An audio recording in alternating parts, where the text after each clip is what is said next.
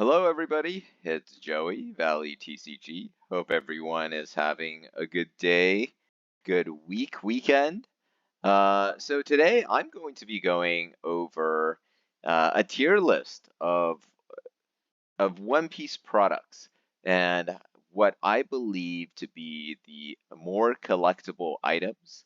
As you can see below, here are all of the items that I guess are more of the straightforward products. And I'm going to be going over which ones I think will be more valuable in the future or more collectible in the future. And I'm going to be ranking all of that. So hopefully you guys are looking forward to this. And before I go and do that, if you could like, comment, and subscribe, that would be really helpful. So thank you guys um, for supporting the channel. It's just been awesome to see your feedback, your questions, and all of that. So really cool. So thank you guys for doing that. So anyways, all right. So I'm going to be just kind of going into this. I should say that this tier list, the products underneath, they do not include some of the, let's say, one-off products from Premium Bandai. So, like, let's say, oh, the Bandai Fest 2023 to 2024 edition, where there's a bunch of alternate arts in there. I would just say, like, those products, there's so many of them. I don't know if there's a really good way of ranking those products. And I'm sure over time some of those might be more valuable, but a lot of that is also just for competitive play, right? So once competitive play for those cards fade in, let's say 4, 5, 6 sets from now, a lot of those will just lose value organically. So there's not as much, I guess, straightforward collectability in some of those products. So I didn't include that in here in the tier list. And then another thing I didn't include are the I guess starter decks. Aside from two that you see here, starter deck 10 and starter deck 13.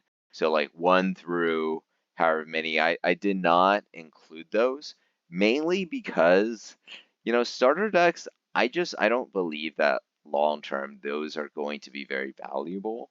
So if you look at like starter decks for Pokemon, right, those are never really valuable. And I think for that to be the case here in One Piece as well. Obviously, there was a time when OPO, I think 4 was just like over $100 for the box prior to the reprint. Because people were using the queens and that was the only way to get the queens. Yeah, I think that's a very temporary thing. So anyways, all right, so let's just kind of get into this. I guess I should say I did include these starter decks. This is the super pre-release starter decks. Uh, this is an actual, I guess, collector's item, and I would say it's probably B. I think it's going to be valuable in the future. I don't think it's going to lose a lot of value in the future. It is very collectible because it is kind of like the original print of items. So I'm going to put it here. There's no like opening one just to see the cool stuff that's on the inside. Um, it- or there isn't like a gambling aspect to it. So I'm going to put it here because I do think that gambling aspect does drive a lot of the value. All right, so OPO2, I'm split on OPO2. I think with OPO2, I think it's either going to be a B or a C tier item.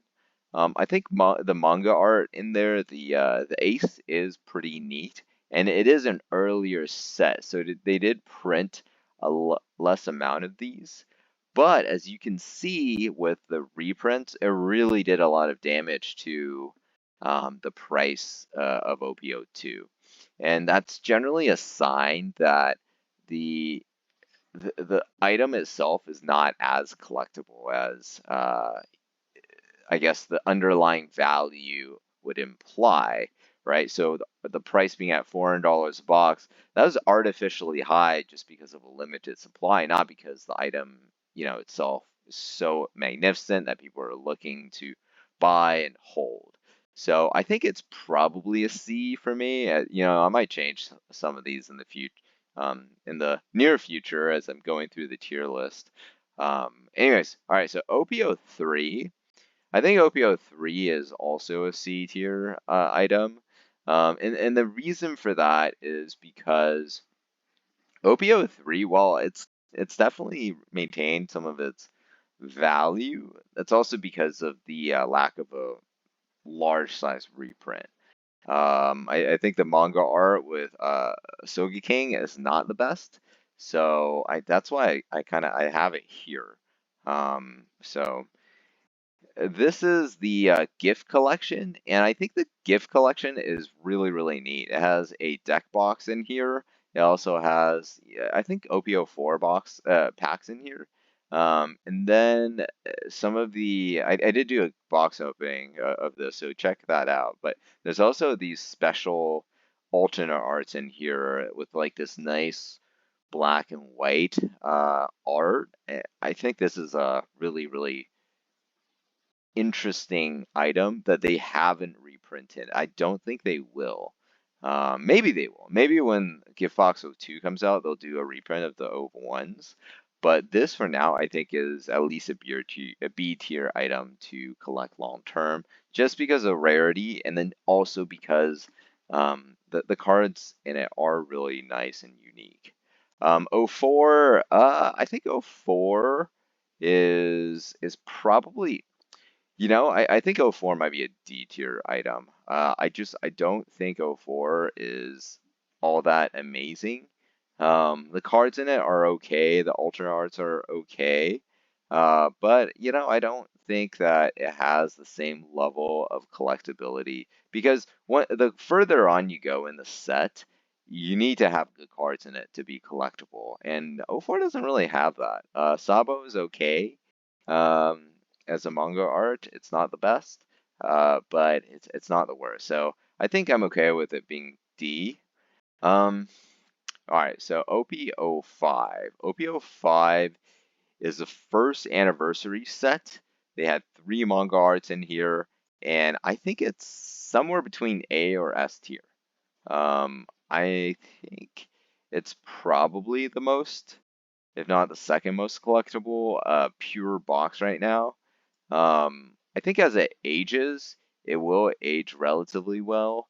But they did do a mega size reprint here. So I have it as A right now. Let's see how I feel as we go on. All right, so this one is the 10 or ST10 starter deck 10, 3 captains. It doesn't really have very many unique cards in it, or it doesn't have any unique cards in it. But there is a nice little deck box in here. So I think it's really good to use for meta right now. That's why it's like $50 a box. But I think it's purely an F tier. I don't think holding this will make you a lot of money in the future. In fact, I think it's probably just going to go down from where it is right now.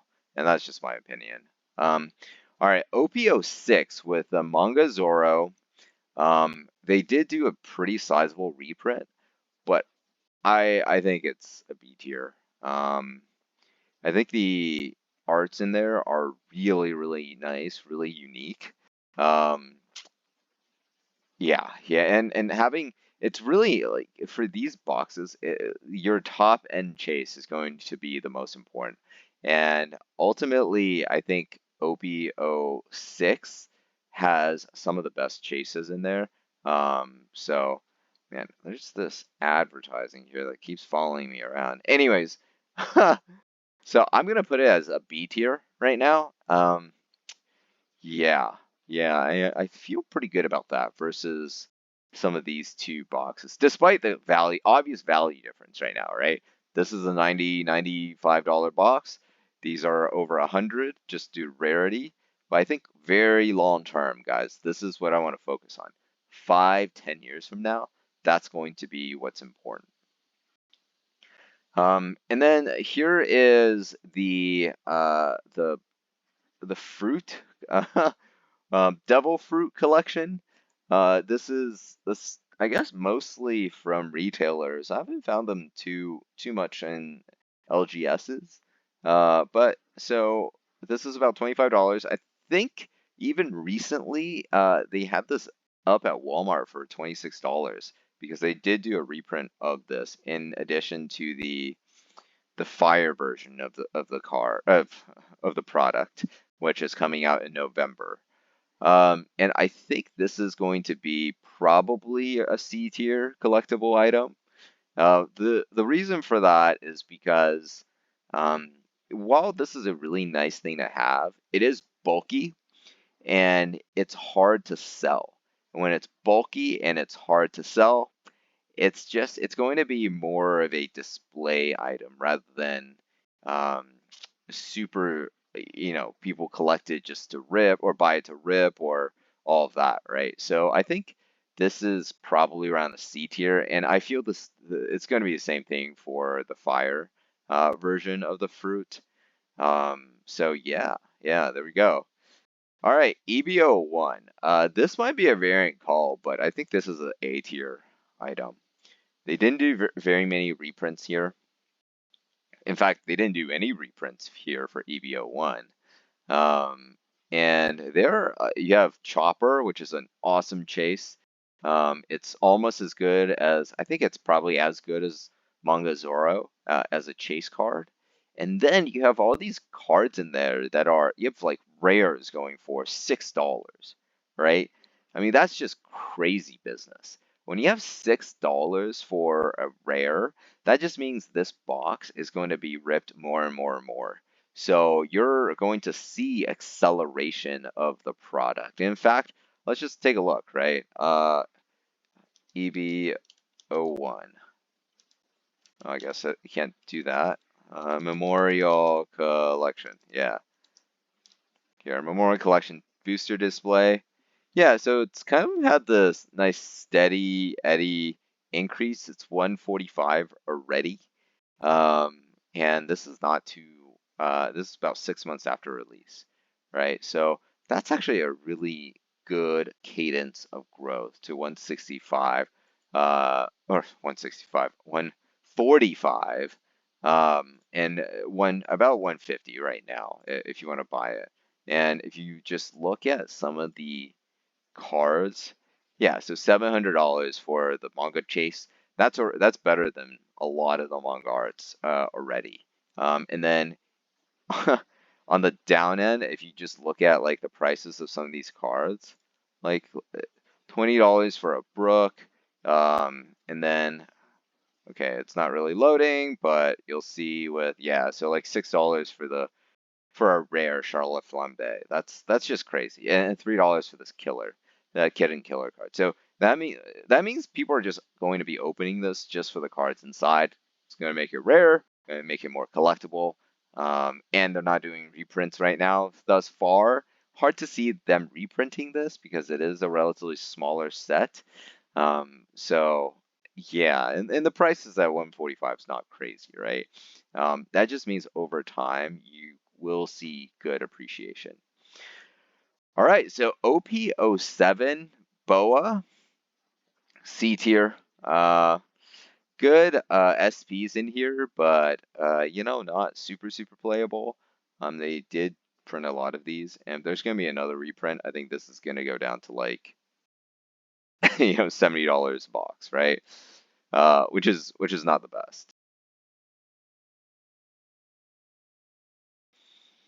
All right, so moving forward, so this is the Japan Anniversary Edition, first anniversary special collector's box. This is the English version of it, but I'll just let's kind of lump in the Japanese version to that as well. And I think it's going to be a D tier. It's not quite at F tier, but I do think it's probably a D tier item. You know, maybe not. I think it might actually be a F tier item. Excuse me, guys. Just a little bit dry in here.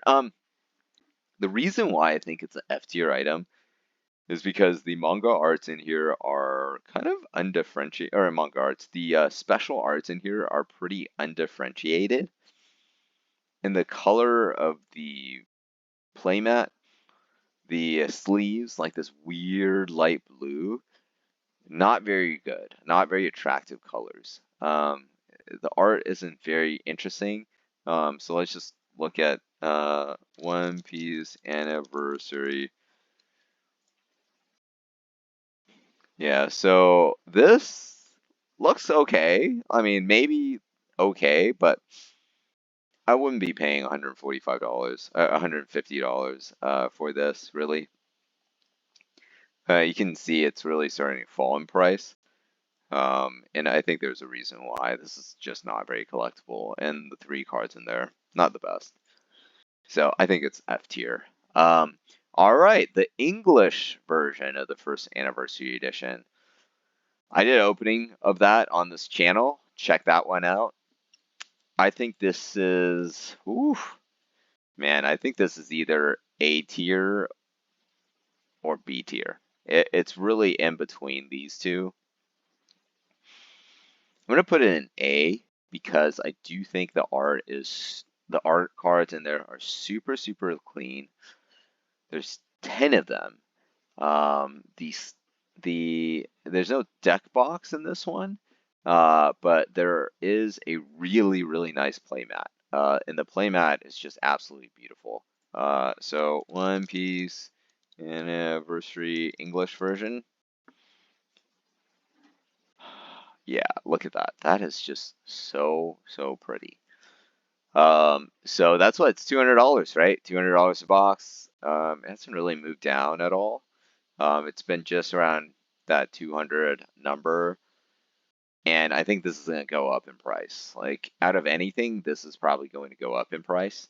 Um, Probably the best product, one of the best products that One Piece or Bandai has made for One Piece. So I would honestly buy this if I could, or if I didn't have a few of these already. So, all right, two captains. I think two captains is closer to F tier. It's hard. It's really hard for me to put a set in an F tier, like a whole set. But the cards in there are not very chase worthy. Rayleigh is not a great manga art, and I cannot put it on the same level as OPO4. I think OPO4 is head and shoulders better than OPO8. So that's kind of giving you the differential. Maybe if I had like a tier in the middle here between D and F, like tier E, this will probably go into tier E. And maybe this will as well, but just to give you kind of my thoughts here. And then let's with 13. Yeah, it's kind of the same thing. Um, I would put it here. Starter decks in general just have a challenging time to compete. Maybe if we were to just kind of rank this in order, yeah. So this is how I would think about it. So 13. There are some nice, I guess, unique cards in 13 that you have to open a starter deck for. But those uniques are few and not very attractive. Some of them are pretty nice, but unless the meta heavily shifts to F, we won't see a bunch of these, I guess, opened. And there's a lot of these on the market. They print a ton of these.